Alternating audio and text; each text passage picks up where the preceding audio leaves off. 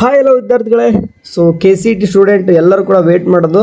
So 2026 option entry start ಆಗಲಿಕ್ಕೆ, ಯಾಕಂತಂದರೆ so ಭಾಳಷ್ಟು ಟೈಮ್ ಅಂದರೆ ವೇಟ್ ಮಾಡಿಬಿಟ್ಟಿದ್ರಿ. ಈಗಾಗಲೇ ಎಕ್ಸಾಮ್ ಬರೆದಾದ ನಂತರ ರಿಸಲ್ಟ್ ಬಂದ ನಂತರ ನೆಕ್ಸ್ಟ್ ಪ್ರೊಸೆಸ್ ನಿಮ್ಗೆ ಈಗಾಗಲೇ ಗೊತ್ತಿದೆ. ವೆರಿಫಿಕೇಷನ್ ಸ್ಲಿಪ್ ಬಿಡ್ತಾರೆ, ಅದಾದ ತಕ್ಷಣ ಸೀಟ್ ಮ್ಯಾಟ್ರಿಕ್ಸ್ ಇನ್ನೊಂದು ಟೈಮ್ ಬಿಡ್ತಾರೆ, ಅದಾದ ತಕ್ಷಣ ನೆಕ್ಸ್ಟ್ ಬರೋದೇ ಆಪ್ಷನ್ ಎಂಟ್ರಿ. ಸೊ ಅವ್ರು ಹೇಳಿದರು ಜೂನ್ 10ಕ್ಕೆ ಅಂತಂದು may be 1 or 2 days extended ಆಗ್ಬೋದು. ಈ ಸದ್ಯಕ್ಕೆ ಸಿಚುವೇಶನ್ ನೋಡ್ತಂದ್ರೆ ಡೇಟ್ ಎಕ್ಸ್ಟೆಂಡೆಡ್ ಆಗ್ಬೋದು 1-2 days. ಸೊ ಇದುವರೆಗೂ ಕೂಡ ಯಾವುದೇ ರೀತಿ ಶೆಡ್ಯೂಲ್ ಬಂದಿಲ್ಲ. ಸೊ ಇವಾಗ ಆಪ್ಷನ್ ಎಂಟ್ರಿ ಬಗ್ಗೆ ಡೀಟೇಲ್ ಆಗಿ 2026 ಪ್ರೊಸೆಸ್ ಯಾವ ರೀತಿ ಇರ್ತದೆ, ಲೈವ್ ಡೆಮೋ ಅಂತಂದರೆ ವಿತ್ ನಿಮ್ಗೆ ಏನಂತಂದರೆ ಎಕ್ಸಾಂಪಲ್ ಇಟ್ಕೊಂಡು ತೋರಿಸ್ತಾ ಇದ್ದೀನಿ. ಕಳೆದ ವರ್ಷ 2025 ಒಂದು ಎಕ್ಸಾಂಪಲ್ ಇಟ್ಕೊಂಡು ತೋರಿಸ್ತೀನಿ. ಯಾಕಂದರೆ 2026 ಲೈವ್ ಡೆಮೋ ಮಾಡಬೇಕಂದ್ರೆ ಆ ಲಿಂಕ್ ಆಕ್ಟಿವೇಟ್ ಆಗಬೇಕು, ಆಪ್ಷನ್ ಎಂಟ್ರಿ ಲಿಂಕು ಇದುವರೆಗೂ ಕೂಡ ಬಿಟ್ಟಿಲ್ಲ ಅಲ್ವಾ. ಸೊ ಬಿಟ್ಟಾದ ತಕ್ಷಣ ನಿಮಗೆ ಒನ್ ಟೈಮ್ ಎಲ್ಲ ಕೋರ್ಸ್ದು ಕೂಡ ಏನಂತಂದರೆ ಆಪ್ಷನ್ ಎಂಟ್ರಿ ಮಾಡಿ ತೋರಿಸ್ತೀನಿ ಅಂತ ಲೈವ್ ಡೆಮೋ, ಆ ರೀತಿ ನೀವು ಕೂಡ ಮಾಡ್ಕೋಬೋದು. ಈಗ ಸದ್ಯಕ್ಕೆ ಏನಂದರೆ 2025 ಎಕ್ಸಾಂಪಲ್ ಇಟ್ಕೊಂಡು ತೋರಿಸ್ತಾ ಇದ್ದೀನಿ. ಸೊ ಏನೇನೆಲ್ಲ ಮಾಡಬೇಕಪ್ಪ ಆಪ್ಷನ್ ಎಂಟ್ರಿ ಬಿಟ್ಟರು, ಈಗ ಸದ್ಯಕ್ಕೆ ಲಿಂಕ್ ಬಿಟ್ಟ ತಕ್ಷಣ ಏನೇನೆಲ್ಲ ಮಾಡ್ತಾರೆ ಕೆಲಸ ಅಂತಂದರೆ, ಫಸ್ಟ್ ಏನಂತಂದರೆ ನಿಮ್ಮ ಹತ್ರ ಏನು ಇರಬೇಕು, ಮೊದಲು ಕಾಲೇಜ್ ಲಿಸ್ಟ್ ರೆಡಿ ಇಟ್ಕೊಂಡಿರಬೇಕು. ಓಕೆ, ನೀವು ಅಂತಂದರೆ ಯಾವ ಕೋರ್ಸು ಯಾವ ಕಾಲೇಜು ಹೋಗ್ಬೇಕಂತಂದ್ರೆ ಮುಂಚಿತವಾಗಲಿ ಕಾಲೇಜ್ ರೆಡಿ ಇಟ್ಕೊಂಡಿತ್ತಂದರೆ ಆಪ್ಷನ್ ಎಂಟ್ರಿ ಮಾಡುವಾಗ ಈಸಿ ಪ್ರೊಸೆಸ್ ಆಗುತ್ತೆ. ಸೊ ನಿಮಗೆ ರ್ಯಾಂಡಮ್ಗೆ ಹೋಗಿ ಆಪ್ಷನ್ ಎಂಟ್ರಿ ಮಾಡ್ತೀರಾ ಅಂತಂದರೆ ನಿಮಗೆ ಮುಂದೆ ಯಾವ್ದು ಬೇಕಾದರೂ ಕಾಲೇಜ್ ಸಿಗ್ಬೋದು. ಆಮೇಲೆ ನಿಮ್ಗೆ ಯಾವ್ದು ಬೇಕಾದ್ರೂ ಕಾಲೇಜ್ ಸಿಗೋಕ್ಕೆ ನೀವೇ ಹೊಣೆಗಾರಾಗಿರ್ತೀರ. ಸೊ ಮುಂದೆ ಬರ್ತಕ್ಕಂಥ ಎಲ್ಲ ಸಿಚುವೇಷನ್ಗೂ ನೀವೇ ಎದುರಿಸಬೇಕು. ಯಾಕಂದರೆ ಕೆಲವೊಂದಿಷ್ಟು ಹುಡುಗರು ಬೇಡವಾದ ಕೋರ್ಸ್ಗಳನ್ನು ಕೂಡ ಆಪ್ಷನ್ ಎಂಟ್ರಿ ಒಳಗನೆ ಹಾಕೊಂಡ್ಬಿಟ್ಟಿರ್ತಾರೆ, ಬೇಡವಾದ ಕಾಲೇಜು ಕೂಡ ಹಾಕೊಂಡ್ಬಿಟ್ಟಿರ್ತಾರೆ. ಬಟ್ ಅದೇ ಕಾಲೇಜ್ ಸಿಕ್ಕಾದ್ಮೇಲೆ ಅವಾಗ ಪಶ್ಚಾತ್ತಾಪ ಪಟ್ಟರೆ ಏನೂ ಕೂಡ ಚೇಂಜಸ್ ಆಗಲ್ಲ. ಸೊ ರ್ಯಾಂಕ್ ದೂರ ಇಟ್ಕೊಂಡು ಎಲ್ಲಾದರೂ ಸಿಗಲಿ ಯಾವುದಾದ್ರೂ ಸಿಗಲಿ ಅಂತಂದು ಆ ರೀತಿ ಆಪ್ಷನ್ ಎಂಟ್ರಿ ಮಾಡಿದ್ರೆ ಅಂದರೆ ಸೊ ಓಕೆ, ಅದು ಯಾಕಂದರೆ ನಿಮ್ಮ ವೈಯಕ್ತಿಕ ವಿಚಾರ. ಬಟ್ ಇಲ್ಲಿ ನಾನು ಹೇಳೋವಂಥದ್ದು ಆಪ್ಷನ್ ಎಂಟ್ರಿ ಮಾಡೋಕ್ಕಂತ ಬಿಫೋರ್ ಏನಿರಬೇಕು, ನಿಮ್ಮ ಹತ್ರ ಕಾಲೇಜ್ ಲಿಸ್ಟ್ ರೆಡಿ ಇರಬೇಕು. ಕಾಲೇಜ್ ಲಿಸ್ಟ್ ರೆಡಿ ಇರೋ ಜೊತೆಗೆ ಕೆದವ್ರು ಏನು ಮಾಡಿರ್ತಾರೆ ಅಂತಂದರೆ ಒಂದು ವೆರಿಫಿಕೇಷನ್ ಸ್ಲಿಪ್ನ ಬಿಟ್ಟಿರ್ತಾರೆ. ಆ ಒಂದು ವೆರಿಫಿಕೇಷನ್ ಸ್ಲಿಪ್ನ ಡೌ ಮಾಡಿಕೊಂಡು ಅಲ್ಲಿ ಕೆಲವೊಂದಿಷ್ಟು ಇನ್ಫಾರ್ಮೇಷನ್ ನೋಟ್ ಆದ್ರೂ ಮಾಡಿ ಇಟ್ಕೊರಿ, ಅಥವಾ ಮುಂದೆ ಆದರೂ ಇಟ್ಕೊಂತೀರಿ. ಯಾಕಂದ್ರೆ ಸ್ಕ್ಯಾನರ್ ಬೇಕಾಗ್ತದೆ. ಬೇಕಾದ್ರೆ ಎಕ್ಸಾಂಪಲ್ ತೋರಿಸ್ತಾ ಹೋಗ್ತೀನಿ ನಿಮಗೆ. ಓಕೆ, ಇಲ್ಲಿ ನೋಡಿ, ವಿದ್ಯಾರ್ಥಿಗಳು ತಮ್ಮ ಇಚ್ಛೆಗಳನ್ನು ನಮೂದಿಸಲು ಪ್ರಾರಂಭಿಕ ಹಂತಗಳು ಏನೇನು ಅಂತಂದರೆ ಪ್ರಾಧಿಕಾರದ ವೆಬ್ಸೈಟ್ ವಿಳಾಸ, ಅಂದರೆ ವೆಬ್ಸೈಟ್ಗಳನ್ನು ನಿಮ್ಮ ಅಲ್ಲಿ ಹೋಗಬೇಕು. ಅಂದರೆ ಪ್ರವೇಶ ಅನ್ನುವ ಟ್ಯಾಬ್ ಆಯ್ಕೆ ಮಾಡಿ. ಸೊ ನಾನು ಪದೇ ಹೇಳ್ತಾ ಇದ್ದೆ, ಪ್ರವೇಶ ಕ್ಲಿಕ್ ಮಾಡ್ಕೊಂಡು UGCET 2026 ಕ್ಲಿಕ್ ಮಾಡಿಕೊಂಡು ಆಪ್ಷನ್ ಎಂಟ್ರಿ ಅಂತ ಲಿಂಕ್ ಬಂದಿರ್ತದೆ, ಅದ್ರ ಮೇಲೆ ಕ್ಲಿಕ್ ಮಾಡ್ಕೊಂಡ್ರೆ ಲಿಂಕ್ ಓಪನ್ ಆಗುತ್ತೆ. ನೀವೇನು ಕೂಡ ಚಿಂತೆ ಮಾಡುವಂಥ ಅವಶ್ಯಕತೆ ಇಲ್ಲ. ಅಷ್ಟು ನಿಮ್ಗೇನು ಕೂಡ ಗೊತ್ತಾಗಿಲ್ಲ ಅಂತಂದರೆ ಡೈರೆಕ್ಟ್ ಲಿಂಕ್ ಏನು ಮಾಡ್ತೀನಿ ಅಂತಂದರೆ ನಮ್ಮ ವಾಟ್ಸಪ್ ಗ್ರೂಪು ಅಥವಾ ಚಾನಲ್ ಅಥವಾ ಕಮೆಂಟ್ ಬಾಕ್ಸಲ್ಲಿ ಎಲ್ಲ ಕಡೆ ಕೊಟ್ಟಿರ್ತೀನಿ, ಲಿಂಕ್ ಎಲ್ಲಾದರೂ ಒಂದು ಕಡೆ ಓಪನ್ ಮಾಡ್ಕೊತೀರಾ. ಸೊ ಅದಾದ ತಕ್ಷಣ ನೋಡಿ, ಅಭ್ಯರ್ಥಿಯ ವೆರಿಫಿಕೇಷನ್ ಸ್ಲಿಪ್ನಲ್ಲಿ ಮುದ್ರಿಸಿರುವ QR ಕೋಡನ್ನು ಸ್ಕ್ಯಾನ್ ಮಾಡಬೇಕು. ನೋಡಿ, ಓಪನ್ ಮಾಡಿದ ತಕ್ಷಣ ಮೊದಲು ನಿಮ್ಮ ಹತ್ರ ವೆರಿಫಿಕೇಷನ್ ಸ್ಲಿಪ್ನ ಏನು ಅಂದರೆ ಪ್ರಿಂಟ್ಔಟ್ ತೊಗೊಂಬಂದಿರ್ತಾರೋ ಅಥವಾ ಇನ್ನೊಂದು ಫೋನಲ್ಲಾದರೂ ಇರ್ತೈತೋ ಅದನ್ನ ಸ್ಕ್ಯಾನ್ ಮಾಡಬೇಕು. ನೆಕ್ಸ್ಟ್ ನಂತರ ಆನ್ಲೈನ್ ಅರ್ಜಿಯ ಸಂಖ್ಯೆ ಮತ್ತು ವೆರಿಫಿಕೇಷನ್ ಸ್ಲಿಪ್ನಲ್ಲಿರುವ ಆಪ್ಷನ್ ಎಂಟ್ರಿ CET ಸಂಖ್ಯೆಯನ್ನು ದಾಖಲಿಸಬೇಕು. ನೋಡಿ, ಅಂದರೆ ಅಪ್ಲಿಕೇಶನ್ ನಂಬರು ಅದರ ಜೊತೆಗೆ ಆಪ್ಷನ್ ಎಂಟ್ರಿ CET ಸಂಖ್ಯೆ ಅಂತ ಕೊಟ್ಟಿರ್ತಾರೆ, ಅದನ್ನು ಹಾಕೋಬೇಕು. ಅಭ್ಯರ್ಥಿಯು ಆನ್ಲೈನ್ ಅರ್ಜಿಯಲ್ಲಿ ನೋಂದಾಯಿಸಿರುವ ಮೊಬೈಲ್ ಸಂಖ್ಯೆಗೆ ಸ್ವೀಕರಿಸಿದ OTP ಅನ್ನು ನಮೂದಿಸಬೇಕು. ನೋಡಿ, ನೀವು ಫಸ್ಟಿಗೆ ಅಪ್ಲಿಕೇಶನ್ ಹಾಕುವಾಗ ಯಾವ ನಂಬರ್ ಕೊಟ್ಟಿರ್ತಾರೋ ಆ ನಂಬರಿಗೆ OTP ಹೋಗ್ತದೆ. ಆ OTPನ ಎಂಟರ್ ಮಾಡಿದ ತಕ್ಷಣ ವೆರಿಫೈ ಅಂತ ಬರ್ತದೆ. ವೆರಿಫೈ OTP ಅನ್ನು ಕೂಡ ಕ್ಲಿಕ್ ಮಾಡ್ಕೊಂಡ್ರೆ ನಂತರ ಅಭ್ಯರ್ಥಿಯ ಲೈವ್ ಫೋಟೋವನ್ನು ಕ್ಯಾಪ್ಚರ್ ನೋಡಿ ನಿಮ್ಮ ಫೋಟೋ ಕೇಳುತ್ತದೆ. ಪ್ರತಿ ವರ್ಷನೂ ಕೂಡ ಹೋದ ವರ್ಷನೂ ಕೂಡ ಏನು ಮಾಡಿದ್ರು ಅಂತಂದರೆ ಈಗ ಎಲ್ಲನೂ ಕೂಡ ಸ್ಕ್ಯಾನರ್ ಎಲ್ಲನೂ ಕೂಡ ತೊಗೊಂಡ್ರಿ ಆ್ಯಂಡ್ OTP ಕೂಡ ಹಾಕ್ಕೊಂಡ್ರೆ ಅದಾದ ನಂತರ ನೆಕ್ಸ್ಟ್ ಏನಂತಂದರೆ ನಿಮ್ಮ ಒಂದು ಭಾವಚಿತ್ರ ಅಂತಂದರೆ ನಿಮ್ಮ ಫೋಟೋ ಏನಿದೆ ಅಂತಂದರೆ ಫೋಟೋ ಅದಕ್ಕೇನಪ್ಪ ಅಂತಂದರೆ ತೋರಿಸ್ಬೇಕು. ಅದರಲ್ಲಿ ನಿಮ್ಮ ಐ ಸ್ಕ್ಯಾನ್ ಆಗುತ್ತೆ. ಹಂಗಾಗಿ ಏನಾಗುತ್ತೆ, ಪ್ರತಿ ಟೈಮು ಕೂಡ ನೀವು ಆಪ್ಷನ್ ಎಂಟ್ರಿ ಪೇಜ್ಗೆ ಲಾಗಿನ್ ಆಗುವಾಗ ನಿಮ್ಮ ಲೈವ್ ಫೋಟೋ ಏನಂತಂದರೆ ಕ್ಯಾಪ್ಚರ್ ಆಗಲೇಬೇಕು. ಓಕೆ, ಸೊ ಕೆಲವೊಂದಿಷ್ಟು ಇರ್ತಾರೆ ಯಾವ ರೀತಿ ಆಪ್ಷನ್ ಎಂಟ್ರಿ ಇನ್ನೊಂದು ಟೈಮ್ ಏನಂತಂದರೆ ಈಗ ಲೈವ್ ಆಗಿ ಸೆಲ್ಫಿ ಅಥವಾ ಫೋಟೋ ತೋರಿಸ್ತಿರಲ್ವ, ಅಂದರೆ ಸೆಲ್ಫಿ ಎಲ್ಲರೂ ಆಲ್ಮೋಸ್ಟ್ ಏನು ಮಾಡ್ತಾರೆ, ಸೆಲ್ಫಿ ಹಾಕಿಬಿಡ್ತಾರೆ. ಇಲ್ಲ ಅಂತಂದರೆ ನೀವು ನಿಮ್ಮ ಕೇಸ್ ಫಾರ್ ಎಕ್ಸಾಂಪಲ್ ನಿಮ್ಮ ಬರ್ದಾರೆ ಯಾರಾದರೂ ಆಪ್ಷನ್ ಎಂಟ್ರಿ ಮಾಡ್ತಾ ಇದ್ದಾನೆ, ನಿಮಗೆ ಗೊತ್ತಿಲ್ಲ, ಬಟ್ ನೀವು ದೂರ ಇದ್ದೀರ ಅಂತಂದರೆ ನಿಮ್ಮ ಭಾವಚಿತ್ರದ ಏನು ಫೋಟೋ ಅಂತ ಇದ್ದರೂ ಆ ಫೋಟೋ ಆದರೂ ಕರೆಕ್ಟಾಗಿ ಅದಕ್ಕೆ ಸ್ಕ್ಯಾನರ್ಗೆ ತೋರಿಸ್ಬೇಕು. ಹಂಗಾದ್ರೆ ಮಾತ್ರ ಏನಾಗ್ತದೆ, ಆ ಒಂದು ಆಪ್ಷನ್ ಎಂಟ್ರಿ ಪೇಜ್ ಓಪನ್ ಆಗುತ್ತೆ. ಅಂದರೆ ಜಸ್ಟ್ ಇದು ಓಪನ್ ಆಗಲಿಕ್ಕೆ ಹೇಳ್ತಾ ಇರೋದು. ಅಭ್ಯರ್ಥಿಗಳ ಅನುಕೂಲಕ್ಕಾಗಿ ಈ ಕೆಳಗಿನ ಚಿತ್ರಗಳನ್ನು ನೀಡಲಾಗಿದೆ. ನೋಡಿ ಯಾವ ರೀತಿ ಅಂತಂದರೆ, ನೋಡಿ ಮೊದಲು ಏನಾಗ್ತದೆ ಅಂದರೆ ಲಿಂಕ್ ಓಪನ್ ಮಾಡ್ಕೊಂತಾರೆ ಈ ರೀತಿ ಬರ್ತದೆ. ಓಕೆ, ಲಿಂಕ್ ಓಪನ್ ಮಾಡ್ಕೊಂಡ ತಕ್ಷಣ ಈ ರೀತಿ ಮೊದಲು ಪೇಜ್ ಓಪನ್ ಆಗ್ತದೆ. ನೋಡಿ ಏನು ಕೇಳ್ತದೆ, ಮೊದಲು ಸ್ಕ್ಯಾನ್ QR ಕೋಡ್ ಅಥವಾ CET ನಂಬರ್, ನೀವು CET ನಂಬರ್ ಮೇಲೆ ಕೂಡ ಮಾಡ್ಬೋದು, ಲಾಗಿನ್ ಆಗ್ಬೋದು. ಅವ್ರು ಬೆಟರ್ ಸ್ಕ್ಯಾನ್ ಮೇಲೆ ಮಾಡಿದರೆ ಈಸಿ ಆಗುತ್ತೆ ಅಂತ. ಸ್ಕ್ಯಾನ್ ಮಾಡಿದ ತಕ್ಷಣ ನೋಡಿ ಸ್ಟಾರ್ಟ್ ಸ್ಕ್ಯಾನ್ ಅಂತ ಇರ್ತದೆ, ಸ್ಟಾಪ್ ಸ್ಕ್ಯಾನ್ ಅಂತ ಇರ್ತದೆ. ಸ್ಕ್ಯಾನ್ ಮಾಡಿದ ತಕ್ಷಣ ಲಾಗಿನ್ ವಿತ್ CET ನಂಬರ್ ಅಂತ ಕೇಳಿಸ್ತದೆ. ಬೇಕಾದ್ರೆ ನೀವು ಸ್ಕ್ಯಾನ್ ಮಾಡಿದ ತಕ್ಷಣ ನೀವು ಆಟೋಮೆಟಿಕ್ಕಾಗಿ ನಿಮ್ಮ ಅಪ್ಲಿಕೇಶನ್ ನಂಬರ್ ಮತ್ತು ಆಪ್ಷನ್ CET ನಂಬರ್ ಅಂತ ಕೇಳ್ತದೆ. ಸೆಂಡ್ OTP ಮೇಲೆ ಕ್ಲಿಕ್ ಮಾಡ್ಕೊತಾರೆ. ಆ OTPನ ಇಲ್ಲಿ ಎಂಟರ್ ಮಾಡ್ಕೊತಾರೆ. ನೋಡಿ ಕೇಳಿಸ್ತದೆ, note KMA send notification about updates via WhatsApp message. If any candidate is not receiving message on WhatsApp, please contact KA ಅಂತಂದು. ಅಂದರೆ ಆಲ್ಮೋಸ್ಟ್ ನಿಮ್ಮ ಒಂದು ಅಪ್ಲಿಕೇಶನ್ ನಂಬರ್ಗೆ ನಿಮ್ಮ ವಾಟ್ಸಪ್ಪು ಕೂಡ ಬಂದಿರ್ತದೆ, ನಾರ್ಮಲ್ ಮೆಸೇಜು ಕೂಡ ಬಂದಿರುತ್ತೆ. ಆ್ಯಂಡ್ ಈ ಬಾರಿ ನಿಮಗೆ ಗೊತ್ತಿರುವ ಹಾಗೆ ವಾಟ್ಸಪ್ಗೆ ಎಲ್ಲನೂ ಕೂಡ ನೀಟಾಗಿ ಕಳಿಸ್ತಾ ಇದ್ದಾರೆ. ಅಂದರೆ ವಾಟ್ಸಪ್ ಕೂಡ ನಿಮಗೆ ಬಂದಿರ್ತದೆ OTP. ಆ OTP ಹಾಕೊಂಡು ವೆರಿಫೈ ಮೇಲೆ OTP ಕ್ಲಿಕ್ ಮಾಡ್ಕೊಂಡ್ರೆ ವಿತಿನ್ 1 ಮಿನಿಟ್ ಒಳಗಡೆ. ಸೊ ನೆಕ್ಸ್ಟ್ ನೋಡಿ, ನಿಮ್ಮ ಈ ಥರ ಹೇಳಿದ್ದೀನಿ ಭಾವಚಿತ್ರ ಅಂತ ಹೇಳಿದ್ದೀನಿ ನಾನು, ಇಲ್ಲಿ ಕಾಣಿಸ್ತಿರ್ಬೋದು. ಈ ರೀತಿ ಒಂದು ಸೆಲ್ಫಿ ಹಾಕೊಂಡು ಆದ ತಕ್ಷಣ ಸ್ಟಾಪ್ ಕ್ಯಾಮ್ರಾ ಕ್ಲಿಕ್ ಮಾಡ್ಕೊಂಡ್ರೆ ಅದು ಆಗಿ ವೆರಿಫೈ ಆ್ಯಂಡ್ ಲಾಗಿನ್ ಕೊಡ್ಬೋದಾಗುತ್ತೆ. ವೆರಿಫೈ ಆ್ಯಂಡ್ ಲಾಗಿನ್ ಕ್ಲಿಕ್ ಮಾಡ್ಕೊಂಡ್ರೆ ನೆಕ್ಸ್ಟ್ ನಿಮ್ಗೆ ಪೇಜ್ ಬರೋದು ಯಾವ ರೀತಿ ಅಂತಂದರೆ ಈ ರೀತಿ ಬರ್ತದೆ. ಓಕೆ, ಇಲ್ಲಿ ಕಾಣಿಸ್ತಿದೆ ನೋಡಿ, ಈ ರೀತಿ ಪೇಜ್ ಓಪನ್ ಆಗುತ್ತೆ. ಅಂದರೆ ನೀವು ಎಲ್ಲ ಕೂಡ ಲಾಗಿನ್ ಆದ ತಕ್ಷಣ ಆಪ್ಷನ್ ಎಂಟ್ರಿ ಪೇಜ್ ಅಂತ ಕರಿತೀವಿ. ಇದು ನಿಮ್ಮ ಈ ಕೆಲಸ ಇರೋದು. ಆಪ್ಷನ್ ಎಂಟ್ರಿ ಪೇಜ್ ಅಂದರೆ ಇದು ಇರ್ತದೆ. ಸೊ ಏನೇನೆಲ್ಲ ಮಾಡಬೇಕು ನೋಡಿ, ಈ ರೀತಿ ಪೇಜ್ ಓಪನ್ ಆಯಿತಾ ನೋಡಿ, ಇಲ್ಲಿ ಓಕೆ ಅಂತ ಮೇಲೆ ಕ್ಲಿಕ್ ಮಾಡ್ಕೋಬೇಕು. ಅದೇನು ಕೊಟ್ಟಿರ್ತಾರೆ message, all category candidates have to pay not refundable amount ₹750 prior to commencement of options enter the they have to start enter the options. ಅಂದರೆ ನೀವು ಯಾವುದೇ ಕ್ಯಾಟಗರಿ ಆಗಿರಿ ಎಲ್ಲರೂ ಕೂಡ ₹750 ಕಟ್ಟಲೇಬೇಕು. ಸೊ ಅದನ್ನೇ ಮೆನ್ಷನ್ ಮಾಡಿರ್ತಾರೆ. ಸೊ ಫಾರ್ ಎಕ್ಸಾಂಪಲ್ ಓದ್ತಿ ನೋಡಿ, ಅದು ಓಪನ್ ಮಾಡಿದ ತಕ್ಷಣ ಹುಡುಗರು ಏನು ಮಾಡ್ತಾರೆ, ₹750 ಕಾಣಿಸ್ತದೆ. ₹750ಗಳನ್ನು ಪಾವತಿಸಲು ಲಿಂಕನ್ನು ಏನು ಮಾಡ್ತಾರೆ ಅಂತಂದರೆ ಆಯ್ಕೆ ಕ್ಲಿಕ್ ಮಾಡ್ಕೋಬೇಕು. ನೀವು ಲಿಂಕ್ ಯಾವುದು ಅಂದರೆ ಡಿಫ್ರೆಂಟ್ ವೇ ಆಫ್ ನಿಮಗೆ ₹750 ಪೇಮೆಂಟ್ ಮಾಡಲಿಕ್ಕೆ ಹೇಳ್ತಾರೆ ಅವರು. ಸೊ ಆಲ್ಮೋಸ್ಟ್ ಎಲ್ಲರೂ ಕೂಡ UPI ಇರ್ತದೆ. UPI ಮೇಲೆ ಪೇಮೆಂಟ್ ಮಾಡ್ಕೊಂಡು ಫೋನ್ಪೇ, ಗೂಗಲ್ ಪೇ, ಪೇಟಿಎಮ್ ಎಲ್ಲಾದರೂ ಕೂಡ ಏನು ಮಾಡ್ಬೋದು, ಪೇಮೆಂಟ್ ಮಾಡಬೇಕು. ಓಕೆ, ₹750 ಪೇಮೆಂಟ್ ಮಾಡಿದ್ರಂತ ಏನಂತಂದರೆ ದೃಢೀಕರಣಗೊಂಡ ನಂತರವೂ ಏನಪ್ಪ ಅಂತಂದರೆ ಅದು ₹750 ಮಾಡಿದ್ರಂತ ಕೇದವ್ರಿಗೆ ಅದು ಗೊತ್ತಾಗುತ್ತೆ. ಅಂದರೆ ಆಟೋಮೆಟಿಕ್ ಅವ್ರ ಲಿಂಕ್ ಯಾವ ರೀತಿ ಇಟ್ಟಿರ್ತಂದರೆ ₹750 ಸಕ್ಸಸ್ಫುಲ್ ಅಂತ ಬರುತ್ತೆ. ಅದಾದ ತಕ್ಷಣ ಕ್ಯಾಂಡಿಡೇಟ್ ಆಪ್ಷನ್ ಎಂಟ್ರಿ ಏನಾಗ್ತದೆ, ಓಪನ್ ಆಗ್ತದೆ, ಅಂದರೆ ಸಕ್ರಿಯಗೊಳ್ಳುತ್ತದೆ. ಅವಾಗ ಅಭ್ಯರ್ಥಿಗಳು ಏನು ಮಾಡ್ಬೋದು, ಆಪ್ಷನ್ ಎಂಟ್ರಿ ಮಾಡಲು ಅನುವು ಮಾಡಿಕೊಡ್ತದೆ. ಆ ₹750 ಕಟ್ಟಿ ಅದಕ್ಕೆ ಇದು KA ಪೇಜ್ ಯಾವುದೇ ರೀತಿಯಾಗಿ ಕೆಲವೊಂದಿಷ್ಟು ಹೇಳ್ತಿರ್ತಾರ, ₹750 ಪ್ರತಿ ಟೈಮು ಕೂಡ ಕಟ್ಟಬೇಕಾ? ಇಲ್ಲ, ಫಸ್ಟ್ ಟೈಮ್ ಲಾಗಿನ್ ಆಗುವ ಕಟ್ಟಬೇಕು. ಬಟ್ ಸೆಕೆಂಡ್ ರೌಂಡಿಗೆ ಬಂದಾಗ ಮತ್ತೆ ಅದು ಬೇರೆ ಇರ್ತದೆ. ಅರ್ಥ ಆಯ್ತಾ? ನೀವು ಫಸ್ಟ್ ರೌಂಡಿಗೆ ಬರ್ತಾ ಇದ್ದೀರಾ, ಫಸ್ಟ್ ಟೈಮು ಲಾಗಿನ್ ಆಗ್ತಾ ಇದ್ದೀರಾ ಅಂತಂದರೆ ₹750 ಕಟ್ಟಬೇಕು. ಒಮ್ಮೆ ಲಾಗೌಟ್ ಆದ್ರಿ ಮತ್ತೆ ಫಸ್ಟ್ ರೌಂಡಲ್ಲೇ ಇದ್ದೀರಾ, ಇನ್ನೊಂದು ಟೈಮ್ ಏನಾದರೂ ಚೇಂಜಸ್ ಮಾಡ್ಲಿಕ್ಕೆ ಅಂತ ಬಂದಾಗ ಮತ್ತೆ ಕಟ್ಟುವಂಥ ಅವಶ್ಯಕತೆ ಇಲ್ಲ. ಓಕೆ, ಫಸ್ಟ್ ರೌಂಡ್ ಮುಗಿಯೋರು ಕೂಡ ಎಷ್ಟು ಸಾರಿ ಆದರೂ ಲಾಗಿನ್ ಆಗ್ಬೋದು. ಬಟ್ ಒನ್ ಟೈಮು ₹750 ಪೇಮೆಂಟ್ ಮಾಡೋದಿರ್ತದೆ. ಓಕೆ ಸರಿ, ನೋಡಿ ಇಲ್ಲಿ ಲಾಗಿನ್ ಒನ್ ಟೈಮ್ ತೋರಿಸ್ತಾ ಇದ್ರೆ ಬೇಕಾದರೆ ಇದು ₹750 ಕ್ಲಿಕ್ ಮಾಡ್ಕೊಂಡು ಓಕೆ ಅಂತ ಕ್ಲಿಕ್ ಮಾಡ್ಕೊಂಡು ನೀವು ಎಲ್ಲನೂ ಕೂಡ ₹750 ಆನ್ಲೈನ್ ಪೇಮೆಂಟ್ ಮಾಡೋಕೆ ಈ ರೀತಿ ಪೇಜ್ ಓಪನ್ ಆಗ್ತದೆ. ಇಲ್ಲಿ ಕಾಣಿಸ್ತಿದೆ ನೋಡಿ, ಇಲ್ಲಿ ತೋರಿಸ್ತೀನಿ ಬೇಕಾದರೆ ಈ ರೀತಿ ಪೇಜ್ ಏನಾಗ್ತದೆ ನಿಮ್ಮದು ಆಪ್ಷನ್ ಎಂಟ್ರಿ ಪೇಜ್ ಓಪನ್ ಆಗ್ತದೆ. ಒಂದು ಆಪ್ಷನ್ ಎಂಟ್ರಿ ಅಂತ ಒಂದು ಬಾಕ್ಸ್ ಬರ್ತದೆ. ಓಕೆ, ಅಂದರೆ ಆನ್ಲೈನ್ ಪೇಮೆಂಟ್ ಮಾಡಲಿಕ್ಕೆ ಓಕೆ ಕ್ಲಿಕ್ ಮಾಡ್ಕೊಂಡು ಪೇ ಆನ್ಲೈನ್ ಕ್ಲಿಕ್ ಮಾಡ್ಕೊಂಡು ₹750 ಕಟ್ಟಾದಷ್ಟು 3 ಈ ಥರ ಬರ್ತಾವೆ. ಓಕೆ ನೆಕ್ಸ್ಟ್ ನಿಮಗೆ ಹೇಳ್ತಾ ಹೋಗ್ತೀನಿ ನೋಡಿ. ಎರಡನೇದು ಇಷ್ಟೊತ್ತು ಏನು ಮಾಡಿದ್ರು ಅಂತಂದರೆ ಆಪ್ಷನ್ ಎಂಟ್ರಿ ಲಾಗಿನ್ ಆಗಲಿಕ್ಕೆ ಇಷ್ಟು, ಅಂದರೆ ಆಪ್ಷನ್ ಎಂಟ್ರಿ ಇನ್ನೂ ಏನೂ ಮಾಡಿಲ್ಲ ನೀವು, ಜಸ್ಟ್ ಏನು ಮಾಡಿದ್ರಿ, ಲಾಗಿನ್ ಆದ್ರಿ, ಅದಾದ ತಕ್ಷಣ ₹750 ಪೇಮೆಂಟ್ ಮಾಡಿದ್ರಿ. ಅವಾಗ ಏನಾಯ್ತು ಅಂತಂದರೆ ನಿಮ್ಮ ಆಪ್ಷನ್ ಎಂಟ್ರಿ ಪೇಜ್ ಓಪನ್ ಆಗುತ್ತೆ. ಅಂದರೆ 3 ಬಾಕ್ಸಸ್ಗಳು ಏನಿದ್ವು, ಸೊ 3 ಬಾಕ್ಸಸ್ಗಳು ಓಪನ್ ಆಗ್ತವೆ ಅಂತಂದರೆ ಇಲ್ಲಿ ತೋರಿಸ್ತೀನಿ ನೋಡಿ. ಇದೆಲ್ಲನೂ ಕೂಡ ಹೋಗುತ್ತೆ. ಅಡ್ಮಿಷನ್ ಅಂತ ಇದೆ ಅಲ್ವಾ, ಇದು ಅಷ್ಟೇ ಉಳ್ಕೊಂತದ, ಕೇವಲ ಈ 3 ಬಾಕ್ಸ್ ಉಳ್ಕೊಂತವು. ಓಕೆ, ಇದರಲ್ಲಿ ನಿಮಗೆ ಆಪ್ಷನ್ ಎಂಟ್ರಿ ಅಂತ ಒಂದು ಲಿಂಕ್ ಬರುತ್ತೆ. ಇದ್ರ ಕೆಳಗಡೆ ಆಪ್ಷನ್ ಎಂಟ್ರಿ ಅಂತ ಕಾಣಿಸ್ತಲ್ವ, ಇದ್ರ ಕೆಳಗಡೆ ಒಂದು ಲಿಂಕ್ ಬರ್ತದೆ. ಅಲ್ಲಿ ನಿಮ್ಮ ಒಂದು ಪ್ರೊಸೆಸ್ ನಡೀತದೆ. ಯಾವ ರೀತಿ ಆಪ್ಷನ್ ಎಂಟ್ರಿ ಮಾಡಬೇಕು ನೋಡಿ. ವಿದ್ಯಾರ್ಥಿಯು ತನ್ನ ಆದ್ಯತೆಯ ಇಚ್ಛೆಗಳನ್ನು ಅಥವಾ ಆಪ್ಷನ್ಸ್ಗಳನ್ನು ಯಾವಾಗ ನಮೂದಿಸಬಹುದು ಅಂತಂದರೆ ಪರಿಶೀಲನೆಯ ನಂತರ ಅರ್ಹರಾಗುವ ವಿದ್ಯಾರ್ಥಿಗಳನ್ನು ಮಾತ್ರ, ಅಂದರೆ ಇಚ್ಛೆಗಳನ್ನು ನಮೂದಿಸುವುದಕ್ಕಾಗಿ ಪರಿಗಣಿಸಲಾಗ್ತದೆ. ಅಂದರೆ ಆಪ್ಷನ್ಸ್ಗಳನ್ನು ನಮೂದಿಸುವುದು ಆರಂಭಿಸುವುದಕ್ಕಾಗಿ ನಿಗದಿಪಡಿಸಿದ ದಿನಾಂಕ ಮತ್ತು ಸಮಯವನ್ನು ವೃತ್ತಪತ್ರಿಕೆಗಳಲ್ಲಿ ಕರ್ನಾಟಕ KA ವೆಬ್ಸೈಟ್ನಲ್ಲೇ ಮಾಡ್ತಾರೆ ಅಂತ ಪ್ರಕಟಿಸ್ತಾರೆ. ಅಂದರೆ ಒಂದು ಡೇಟ್ನ ಕೊಡ್ತಾರೆ ನೋಡಿ. ಈಗ ಜೂನು ಸ್ವಲ್ಪ ಡಿಲೇ ಆಗೋ ಕಾರಣ 12ಕ್ಕೆ ಸ್ಟಾರ್ಟ್ ಆಯ್ತು ಅಂತ ಅನ್ಕೊಂತೀನಿ ನಾನು. ಅಂದರೆ ನೀವೆಲ್ಲನೂ ಕೂಡ ಪೇಮೆಂಟ್ ಮಾಡಿದ್ರಿ ₹750 option entry login page open ಅಂತ ಆಯಿತು. ಸೊ ಒಂದು ಜೂನ್ 15ನೇ ತಾರೀಕುವರೆಗೂ ಕೂಡ 6 PM ಕೂಡ ಟೈಮ್ ಕೊಟ್ಟರು ಅಂತಂದರೆ ಅಷ್ಟರ ಒಳಗಡೆ ಎಷ್ಟು ಸಾರಿ ಆದರೂ ಲಾಗಿನ್ ಆಗಿ ಅಷ್ಟು ಟೈಮ್ ಒಳಗಡೆ ಏನು ಮಾಡ್ಬೋದು, ಆಪ್ಷನ್ ಎಂಟ್ರಿ ಮಾಡ್ಬೋದು. ಅಷ್ಟರ ಒಳಗಡೆ ಎಷ್ಟು ಸಾರಿ ಆದರೂ ಲಾಗಿನ್ ಆಗಿ, ಬಟ್ ಆ ಟೈಮ್ ಒಳಗಡೆ ಮಾತ್ರ ಆಪ್ಷನ್ ಎಂಟ್ರಿ ಮಾಡತಕ್ಕಂಥ ಕನ್ಸಿಡರ್. ಅದ್ರ ಮೇಲೆ ಮಾಡೋಕೆ ಹೋಯ್ತಂದರೆ ಮತ್ತೆ ಪೇಜ್ ಓಪನ್ ಆಗಲ್ಲ, ಸ್ಟಾಪ್ ಮಾಡಿಬಿಡ್ತಾರೆ. ಓಕೆ, ಅರ್ಥ ಆಯ್ತು ಅನ್ಕೊಂತೀನಿ. ವಿದ್ಯಾರ್ಥಿಗಳು ಈ ಬಗ್ಗೆ ಗಮನ ಹರಿಸುತ್ತಿರಬೇಕು ಮತ್ತು ಇಚ್ಛೆಗಳನ್ನು ನಮೂದಿಸಕ್ಕಾಗಿ ನಿಗದಿಪಡಿಸಿದ ಸಮಯ ಹಾಗೂ ಕೊನೆಯ ದಿನಾಂಕದ ಒಳಗಾಗಿ ಅವರು ತಮ್ಮ ಇಚ್ಛೆಗಳನ್ನು ನಮೂದಿಸಬೇಕು. ಇಚ್ಛೆಯನ್ನು ನಮೂದಿಸೋಕ್ಕಾಗಿ ಅಂದರೆ ನಿಗದಿಪಡಿಸಿದ ವೇಳಾಪಟ್ಟಿಯನ್ನು ಆದ್ದರಿಂದ ನಿಗದಿಪಡಿಸಿದ ಸಮಯ ಮತ್ತು ದಿನಾಂಕ ಒಳಗೆ ಇಚ್ಛೆಗಳನ್ನು ನಮೂದಿಸ್ತಾ ಆಗಲಿಲ್ಲ. ಹೀಗಾಗಿ ನಮ್ಮ ಆಪ್ಷನ್ ಎಂಟ್ರಿಯನ್ನು ಕೂಡ ಮಾಡಲಿಲ್ಲ ಅಂತಂದು ನೀವು ಏನೇ ಕೂಡ ಮಾಡಿದರೂ ಕೂಡ KAದವರು ಅದಕ್ಕೆ ಹೊಣೆಗಾರರಾಗಿಲ್ಲ.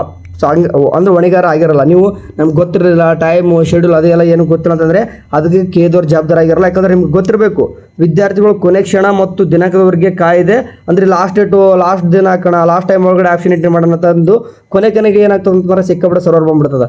ಸೊ ಹಂಗಾಗಿ ಅವ್ರು KAದವರು ಹೇಳ್ತಾರೆ ಬಿಟ್ಟ ತಕ್ಷಣ ಸ್ವಲ್ಪ ವೇಟ್ ಮಾಡಿ. ಓಕೆ, ಸ್ವಲ್ಪ ವೇಟ್ ಮಾಡಿ, ಒಂದು 3 days 4 days ಅಂತ ಕೊಟ್ಟಿರ್ತಾರೆ. ಒಂದು 4 to 5 hours ವೇಟ್ ಮಾಡಿಬಿಟ್ಟು ನೀವು ಆಪ್ಷನ್ ಎಂಟ್ರಿ ಮಾಡಿರಿ ಅಂತ ಹೇಳ್ತಾರೆ ಅವರು. ಓಕೆ, ತನ್ನ ಇಚ್ಛೆಯನ್ನು ನಮೂದಿಸೋಕ್ಕಾಗಿ ವಿಫಲನಾದರೆ ಅದಕ್ಕೆ ಕರ್ನಾಟಕ ಪರೀಕ್ಷಾ ಪ್ರಾಧಿಕಾರ ಹೊಣೆಗಾರ ಆಗಿರೋದಿಲ್ಲ. ನೋಡಿ, ಅದಕ್ಕೆ ಹೇಳೋದು ಬಿಟ್ಟ ತಕ್ಷಣ ಆಪ್ಷನ್ ಎಂಟ್ರಿ ಮಾಡಿಬಿಡಬೇಕು.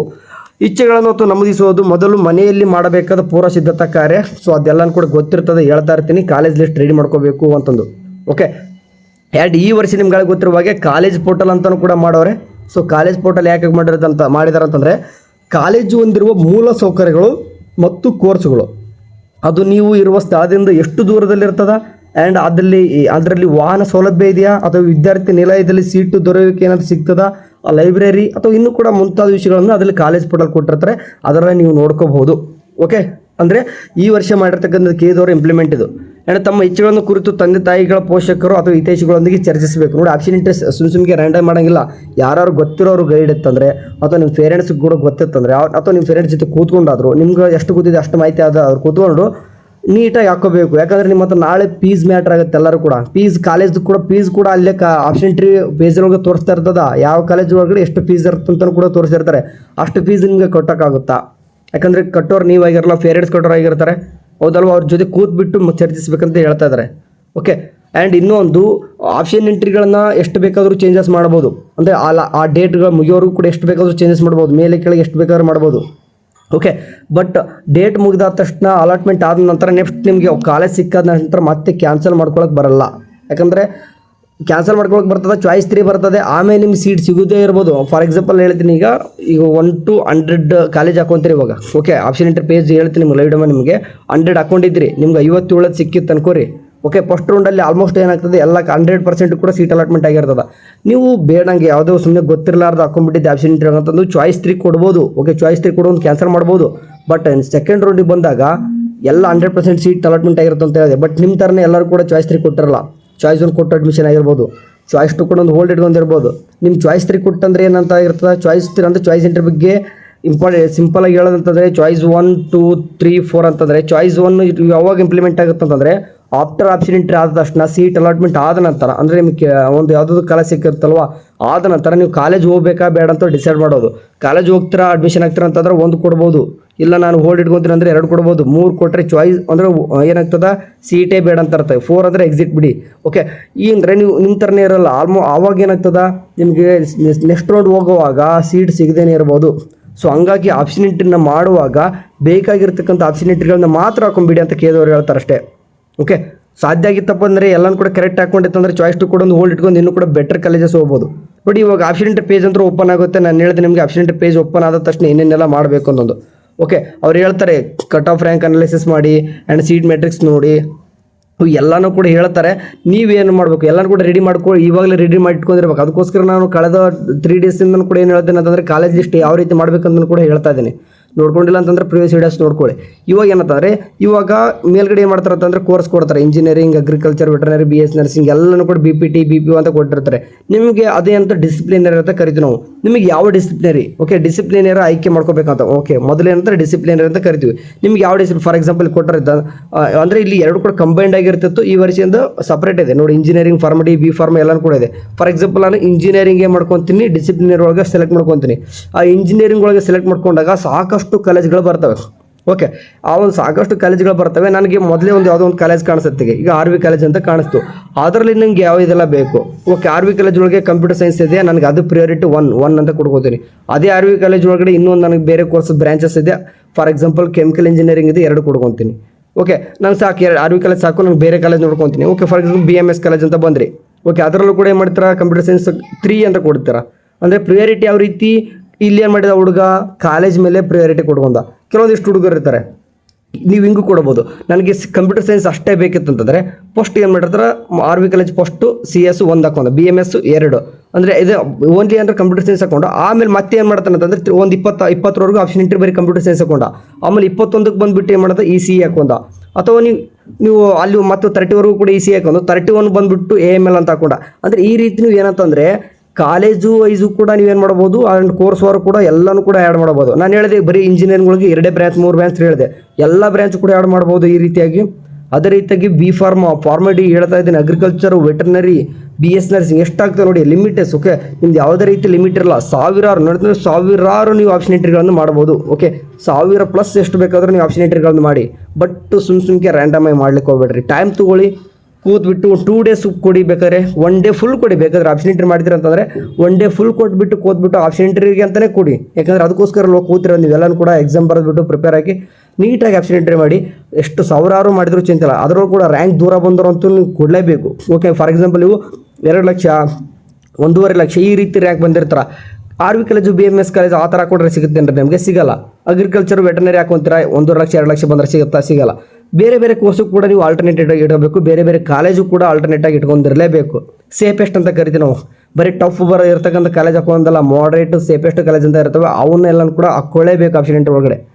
ಸೊ ಹಂಗಿದ್ರೆ ಮಾತ್ರ ನಿಮಗೆ ಸೀಟ್ ಸಿಗುತ್ತೆ ಅಂತ ಹೇಳ್ತಾ ಇದ್ದೀನಿ.